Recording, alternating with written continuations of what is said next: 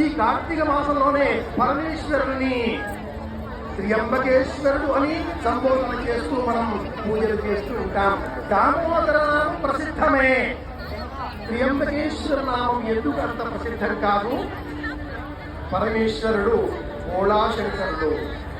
ఎవరు తన వద్దకి వస్తారో అలా వచ్చిన వారికి వారి సంకల్పాలని కూడా తానే తెలుసుకొని మనోరథాలని పూర్తి చేసి మనసులోనే వెళ్ళిపోయి నాయన నేను కడుగుతుంటాను, మీ అందరి క్షేమాన్ని కోరి ధ్యానం చేస్తాను అనే మహేశ్వరుడే దేవదేవుడు పరమేశ్వరుడు.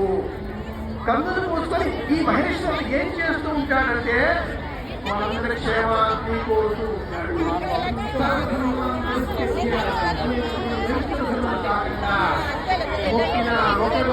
సమస్త ప్రాణికోటికి అర్ధరాత్రి అంతా కూడా చెట్టు మీద కూర్చుని నిద్ర రాకుండా తులసి దళాల వల్లే సమానంగా భావించేటటువంటి మారేడు దళాలను తెచ్చి నేలపైన పాలనే